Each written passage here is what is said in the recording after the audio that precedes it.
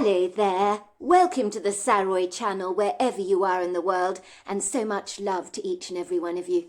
I hope you're doing marvellously well. I'm doing great, thank you very much, and I'm so thrilled you've joined me for part 3 of our story tonight, and it's going to lead to something very exciting, so the build-up is great. But before we get any further, don't forget to subscribe to the channel, click the notification bell and the thumbs up, and let's continue with part 3 of our story tonight. I suppose it is a classic, I agreed. I like the sound of your father, said Blakely. I can understand why he wanted to finish the book he was reading and stuff the dinner party, so to speak. I'd probably have hidden in the downstairs toilet as well and pretended to be very sick if I couldn't finish the book. Sometimes I find if a book is really good, it's literally impossible to put down. But some people don't get that, do they? They think you're being extremely rude wanting to finish your book. But they fail to understand that sometimes an exciting story can leave you on the edge of your seat. So much so it's difficult to walk away until you've finished it, especially when you're eager to know how it ends. As you can imagine, I was surprised that this girl whom I'd never really paid much attention to over the years had a rather likeable personality. It was for me rather like discovering sad little Penny at the shelter that no one wanted to adopt because she shrank away and was afraid of her own shadow. I realized that Blakely Martini had some issues in her life, which was why she had isolated herself from the other kids in our year, who paid her very little attention.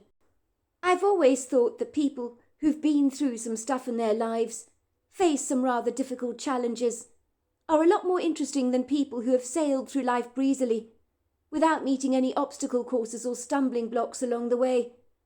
I guess that's what made me drawn to becoming best friends with Blakely Martini, but I didn't realise that befriending her would take me on a tumultuous journey that I'd never see coming, that started when Blakely seemed to lose interest in things around her and become unduly down in the dumps, as if something was weighing heavily on her mind. It was when Blakely had become so obviously withdrawn, I decided I wasn't going to take no for an answer. She had swanned off to sit under the sycamore tree yet again, with her nose pinned to a book, and when I approached her she didn't look up at me. In fact, she'd been deliberately avoiding me, when we usually did everything together. "Blakely," I said, sitting down under the sycamore tree, with my lunchbox in my hand. "We need to talk. You've been avoiding me." Blakely glanced up from her book and snapped, "Can't you see I'm reading? I don't want to be disturbed. Why don't you just leave me alone?" "I don't care if you're reading or not," I snapped back. "You're my best friend, Blakely.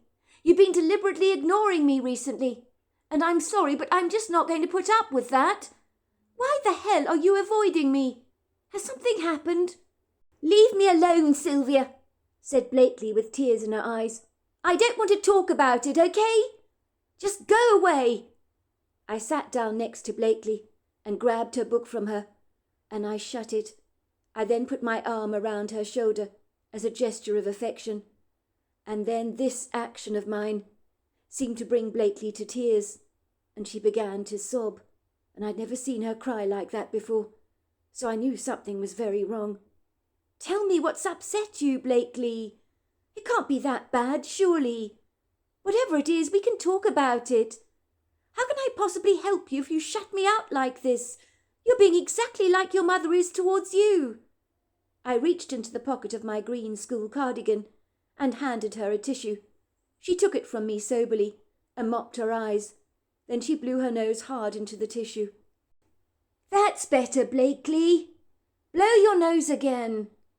You're really upset. I've never seen you like this before. Please tell me what's going on." For a moment Blakely was quiet, and then she said, "I know who my father is." "You do?" This I was not expecting to hear. Blakely had always wanted to know who her biological father was, but if she'd found out who he was and his whereabouts, why was she so desperately upset like this? Was it because he didn't want anything to do with her? Is that what this was all about? I knew I had to tread very carefully with Blakely, because I could see that she'd shut me down in any minute if I caused her any upset. But that's great news, isn't it? You should be happy. You've been wanting to find out who your biological father is for a long time. Did your mother finally tell you who he was? Did she actually spill the beans? It's about time too, if you ask me. You should be pleased. Sometimes, said Blakely, looking up at me through a pair of puffy, rather swollen red eyes. It's best not to disturb a hornet's nest, if you don't want to be stung, that is. I now wish with all my heart I didn't know anything about my father. Don't be like that, Blakely. This is so unlike you. All you've ever talked about to me was how you longed to know who he was. I'm sure once you get in touch with him, he'll be delighted to meet you. I think I know what this is about, Blakely, I said confidently. Your dad doesn't know about you, does he? Of course he doesn't know about me. He hasn't got a clue that I even exist. You're worried, aren't you, Blakely, that when he finds out he's got a daughter, he's not going to want to have anything to do with you, aren't you? But you might be pleasantly surprised about that. Maybe he'll be thrilled to know that he has a daughter. And you won't know until you contact him, will you? At this point, Blakely's eyes became cold and hard. I'd never seen her look this bitter before. The expression on her face was so poisonous it could have literally turned milk sour. I want nothing to do with my father, Sylvia. He's a monster. You hear me? A monster, she growled. A monster? I said, wondering what on earth Blakely could possibly mean. You don't know anything about your father, Blakely, I said, assuming to myself that possibly my friend was the product of a one-night stand. But if that was the case, there was no need to be so reactive about it. Blakely wasn't alone like that. There were many women around the world who'd given birth to babies, who barely knew the father. And it wasn't the end of the world, was it? Blakely seemed to be taking all this far too personally. It didn't mean her father wouldn't want anything to do with her. So why was she so upset? Wasn't she overreacting? It was a bit extreme to call her father a monster. But then again, Blakely could be dramatic at the very best of times. Look, Blakely, if you're saying that your father, your biological father, I mean, knows nothing about you, because your mother had a fling or a one-night stand with him and barely remembers who he is, well, it's not the end of the world, it's no biggie. It happens. But even if that did occur, you can still trace your biological father through DNA technology. And who knows, maybe he really will want to have a relationship with you. Maybe he'll be absolutely chuffed to learn he has a daughter. You won't know until you contact him, will you? At this point, Blakely began to hiss at me like a snake. Her dark eyes were round with indignance. For a moment I genuinely thought she was going to slap me across the face, as her hands had become like fists. Are you really that dim, Sylvia? When I say my father is a monster, I literally mean that. That's why I never want to contact him. Do you understand? Or don't you get it? But how do you know he's a monster, Blakely? I think you're being rather judgmental. You haven't even met him, have you? Blakely glared at me, and finally a tear trickled down her cheeks. Do you really want to know who my father is, Sylvia? I'll tell you. He's a man that dragged my biological mother behind a bush. He attacked her, sexually assaulted her, slit her throat, left her for dead, and months later she discovered she was pregnant by him. Sylvia, my biological father is a monster who attacked my mother, and even if I did trace his DNA, I'd never want to speak to him for what he did. Do you have any idea how awful it is to realise you have the DNA of a sexual deviant? So what does that make me? Half monster? When Blakely told me all this, I was lost for words. I didn't know what to say. I now completely understood why her mother was so emotionally distant and detached. Mrs. Martini was clearly hurting very deeply, because she'd been sexually assaulted and attacked all those years ago by a complete stranger, and had never come to terms with the grievous incident, for some wounds can fester for years and years and are impossible to heal. It was then that Blakely put me in the picture. She told me the entire story, and that her real biological mother was not the Mrs. Martini that I knew, but her mother's identical twin sister, who approximately 4.5 years after being sexually assaulted by this man had died from brain cancer, and everybody believed the attack had caused enough trauma to invite cancer into her life as a consequence, and that made perfect sense to me. Mum admitted to me. She admitted to me, Sylvia, that she wasn't my biological mother, but that she had felt compelled to look after me for her sister's sake. But she did admit that even though she knows she's not a good mother to me, that she does actually care for me. I couldn't believe she told me that. But of course she cares for you, Sylvia. I could have told you that myself. I've always believed that.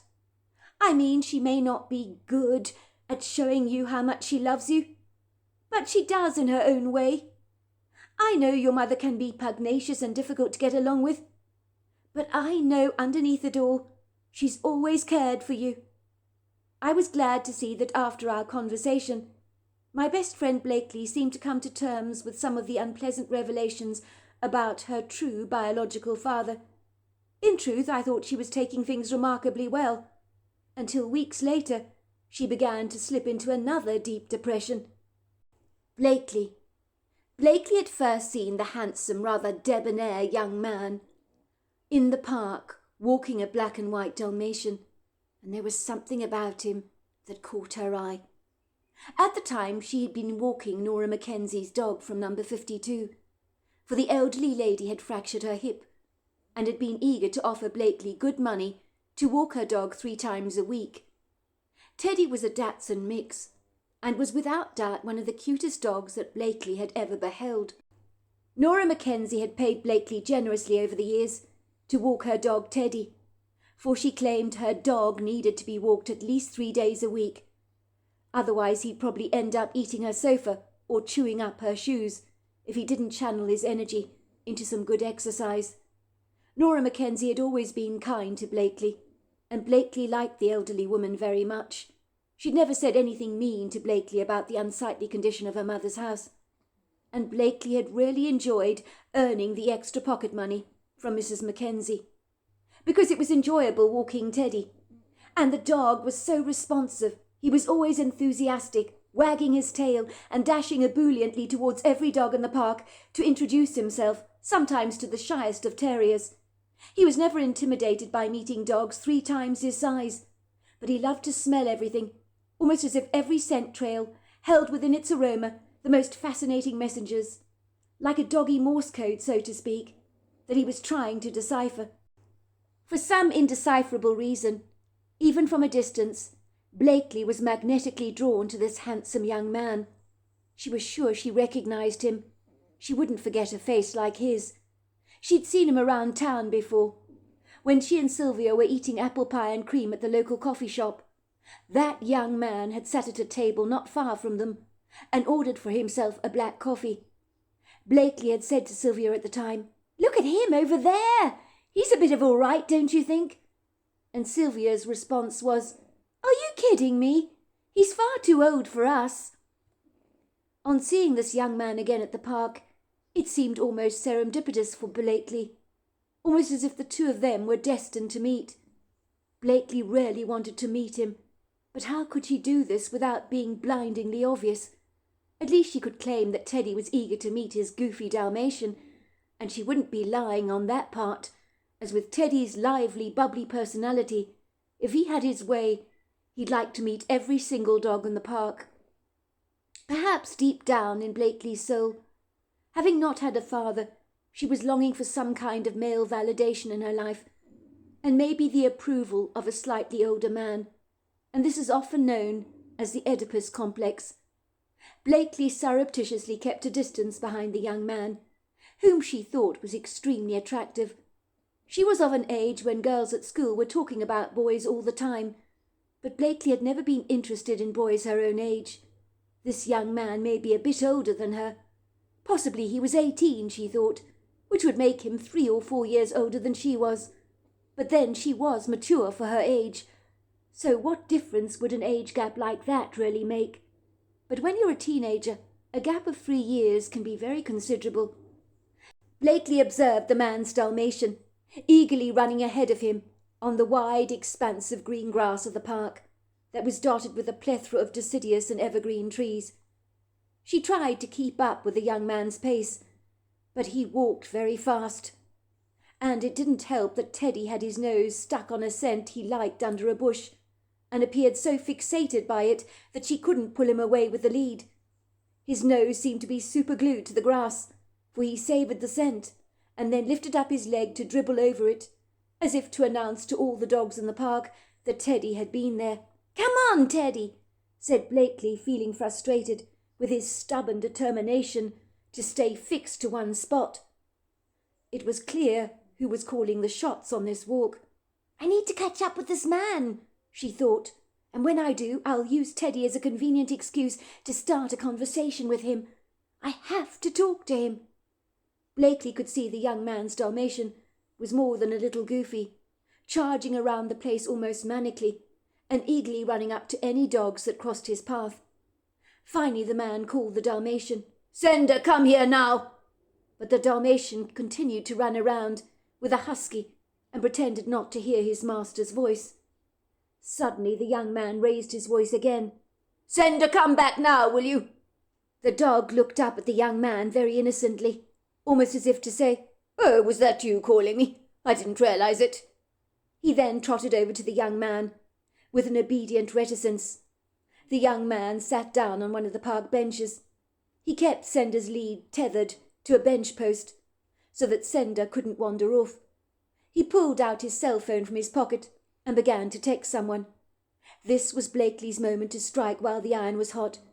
So eagerly, with her heart pounding wildly in her chest, she sashayed towards the bench with Teddy at her side, and said to the young man, "Do you mind if I sit down here?" "Of course not," said the young man, shuffling up the bench to make room for Blakely to sit. Of course Sender the Dalmatian was over the moon to meet Teddy. They greeted each other enthusiastically, in the way dogs do, even though they were both tethered to their leads. "Your dog's very obedient," said Blakely. "I heard you calling him. He came to you. I wish Teddy was so well behaved. But if I let him off his lead, he'd run amok around this park, let me tell you, and would refuse to come to me if I called him. Which is why I won't let him off the lead for a second. The last time I did that, I had to chase him around and around the park. He was always a step ahead of me, you know. He's so mischievous, he knows exactly what he's doing. But he's impossible to train, let me tell you. But Dachshunds are like that." The young man laughed, and when he turned around to look at Blakely with his piercing blue-grey eyes, they reminded her of a stormy sea. They were magnificent. Close up with his tousled shoulder-length blonde hair, he looked more handsome than from a distance, and in Blakely's 15-year-old brain, she realized in this instant that she really liked this young man. "I have heard that about Dachshunds. My grandmother had one of those dogs. Oh, you couldn't house-train it for the world.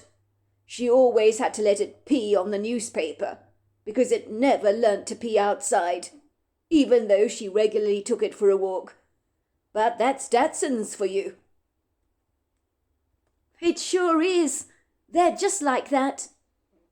The young man then returned to his cell phone and began tapping away, but Blakely was resolutely determined to get his attention again, so she was thinking quickly in her head what she could say next.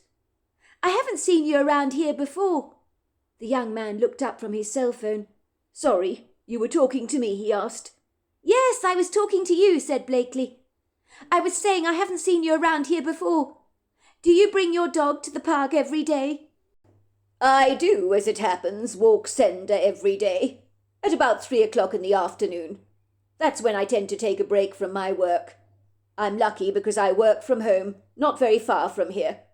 So it's good for me, like it is for Sender, for us both to get some good exercise, sunshine and fresh air. And you can see Sender is in his element when he's out here." "That's funny," Blakely lied. "I always walk Teddy at 3 o'clock in the afternoon. You'd have thought I'd have run into you before. Maybe I'll see you around again. I hope I do, because I can see that Sender and Teddy really like each other. What's your name, by the way?" "Nicholas Harding," said the young man. "But you can call me Nick if you like. Everybody does. What's your name?" "It's Blakely," she said, giving Nick Harding the warmest of smiles. Over the next few weeks, Blakely made absolutely sure that she walked Teddy in the park at 3 o'clock every afternoon. Mrs. Mackenzie didn't expect Blakely to walk Teddy every single day for her, but suddenly Blakely insisted that with her hip in such a bad way, it was good for Teddy to get as much exercise as possible, and she'd still only charge Mrs. Mackenzie for walking Teddy just 3 days a week. "But I can't expect you to do that, love," Mrs. Mackenzie had said. "I feel as if I'm taking advantage of your kindness, Blakely." "Not at all, Mrs. Mackenzie," Blakely had insisted. "I like to help when I can. And besides, I really like hanging around Teddy. He's such a good dog, even though he's very mischievous. But then again, maybe that's why I like him so much." "You're a very good girl, Blakely," said Mrs. Mackenzie. "I'm quite sure that Teddy will be over the moon to have a walk every single day. And I know he likes you very much. Every time he sees you, that tail of his takes on a life form of its own. And when he comes home, after that excellent exercise, I feel as if my sofa might just be safe for another day." Little did Mrs. Mackenzie know that Blakely had designs on a young man who walked his Dalmatian around the park every day at exactly 3 o'clock. She needed to use Teddy as an excuse to get to know this man better. Hopefully in time he'd ask Blakely out, when he realised that there was a definite chemistry between the two of them. Every day when Blakely came to the park, she'd make her way to the bench where Nick was sitting after he'd finished walking Cinder. He'd always take his cell phone predictably out of his pocket and start texting someone. When he saw Blakely approaching the bench with Teddy rushing towards Cinder to greet him enthusiastically in his doggy style, Nick Harding would look up at Blakely and make space for her on the bench next to him. He'd give her a warm, welcoming smile by way of greeting. He would graciously ask her how she was and how Teddy was doing. They were fast becoming friends. Never once did Blakely tell her that Teddy was not actually her dog. One day as they were talking on the park bench together, Blakely took the bull by the horns and asked Nick if he'd ever been to the ice cream parlour on the corner of 5th Street. "Can't say I have," he admitted. "You've got to go, Nick," she told him. "I can't believe you haven't been there. Do you like ice cream? Please tell me you like ice cream." "Well, who doesn't?" said Nick. "I defy anyone not to like ice cream. Much like chocolate. It's the food of the gods, is it not?" "Well, they do the best raspberry ripple sundae you've ever tasted at the ice cream parlour. And they have very expensive ice cream, even with gold leaf on it. But I believe that costs an insane amount of money, so only the rich can buy that." "Well, it sounds like I must pay the ice cream parlour a visit soon. But I will pass on the gold leaf, thank you very much. That's a bit extreme for me. Thanks for recommending the place to me. I've passed it many times before and been intrigued by it. I've always wondered what their ice creams were like. Me personally, I'm predictably boring, though. I really enjoy a good vanilla bean ice cream served with plenty of rich chocolate sauce." "They do that too," said Blakely, her eyes shining. "And you're not boring for liking vanilla bean ice cream with chocolate sauce. That's a classic. Maybe we could go to the ice cream parlour together and have an ice cream sometime." As she said this, she put her hand on Nick's leg and stared into his blue-grey eyes. This was her rather unsubtle way of showing the young man that she liked him very much and hoped that he'd get the hint. I mean, it didn't do any harm to make the first move, did it? Or maybe Nick would just view her as another dog-walker who politely enjoyed some light-hearted conversation with him. She wanted him to know that she really liked him. Nick looked surprised to see Blakely's hand on his leg, as if such a forward gesture from a young girl like Blakely was the last thing he'd expected to happen. He raised a brow and shuffled awkwardly on the park bench, so that Blakely removed her hand, realising that Nick Harding looked extremely uncomfortable. Maybe she'd been a tad too forward, but at least now he knew how she felt towards him, and that couldn't be a bad thing, could it? For a moment Nick cast his gaze towards some other dog-walkers that were walking their dogs around the park. He looked at them as if he found them to be of interest. He then turned around to look at Blakely squarely in the eyes. and said to her, "How old are you, Blakely?" "I'm 15. How old are you, Nick?" "How old do you think I am, Blakely?" "I'd say you're about 18 or 19, about 3 or 4 years older than I am." At this, Nick Harding almost laughed. "Good Lord, Blakely, you don't seriously believe I'm only about 4 years older than you, do you?" "I didn't realise that anyone would think I looked that young. I'm not sure whether to take that as a compliment or not. As it happens, I'm a lot older than you are." "Well, how old are you?" asked Blakely. "I'm 35 years old." "That's no biggie," said Blakely. "I don't mind, Nick, if you're quite a bit older than me. I'm very mature for my age. Everyone says so." "Look, Blakely, you're getting the wrong idea here. You're a very sweet, very likeable young lady. But I don't think it's remotely appropriate for us to have ice cream at the parlour together. You're very young, Blakely. You may think at 15 that you're very mature, and you possibly are for your age. I probably thought much the same way when I was that age. But when you get to be my age, you'll look back on yourself and realise how young you really were when you were 15. "I'm not that young, Nick," said Blakely insistently. "Don't be in such a hurry to grow up, Blakely," said Nick kindly. "With your whole life ahead of you, you should be savouring every moment. I'm far too old for you, Blakely, and I'm sure you must realise that. You should be seeing boys your own age, not old men like myself. Don't get me wrong. I enjoy seeing you around the park, and it's very nice that Senda and Teddy get on so famously together. But you must understand that there can be nothing between the two of us. I'm old enough to be your father. I'm 20 years your senior." Blakely had thought Nick was a lot younger, but even if he was 35 years old, did it actually matter? Of course it didn't. "But I like you, Nick. I thought you felt the same way about me." Nick looked a little bemused by Blakely's candid outburst, for during her recent visits to the park, their chatter had been easy-going and friendly, but now Blakely was seeing him as a potential boyfriend, and he didn't understand how this young girl, whom he still considered to be a kid, could get her wires so badly crossed. Not for a second had he looked on Blakely in an inappropriate way, but had only ever seen her as a passing stranger, and yet he realised this young girl had acquired quite a crush on him, and it felt very awkward for him to be in this position. "Look, Blakely, how do I say this, because I don't want to offend you, but I thoroughly enjoy our conversations in the park as friends. I like you very much, but not in a romantic way. I'm far too old for you. Men my age could get into big trouble if they messed around with a minor such as yourself. It's illegal. You do know that. It's against the law for that to happen. And people have been locked up for such insidious crimes." "But I don't care about any of that," said Blakely. "I like you, Nick. We could be great together. I know we could. No one needs to know about our relationship.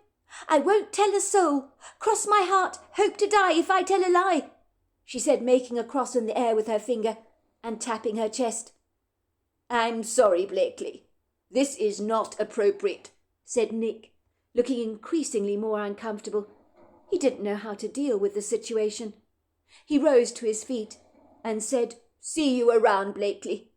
In the weeks that followed, Blakely did not see Nick at the park, and she realised he had changed the time he took Senda for his walk in order to avoid running into her. He was now walking Senda at 5 p.m. every day, instead of 3, and Blakely knew it was because he wanted to avoid her. One day she waited patiently at the park for Nick to arrive.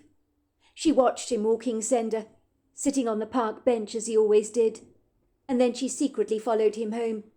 She was resolutely determined to find whereabouts he lived, and luckily he lived in a house not far away from the park.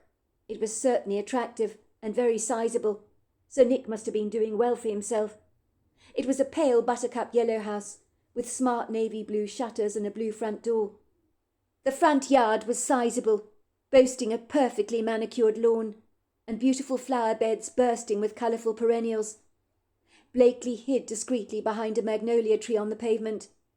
She watched the blue front door slowly open, and a young, very attractive woman with long blonde hair, wearing a pair of well-fitting sweatpants and matching sweater, opened the door. She folded her arms lovingly around Nick, and the two of them were locked in a passionate kiss together. Then she bent down on her haunches to take the very ebullient Sender in her arms, who was wiggling around in delight to be caught up in the woman's magnanimous embrace. "How was your walk, Sender? Did you enjoy your walk? Did you have a lovely walk?"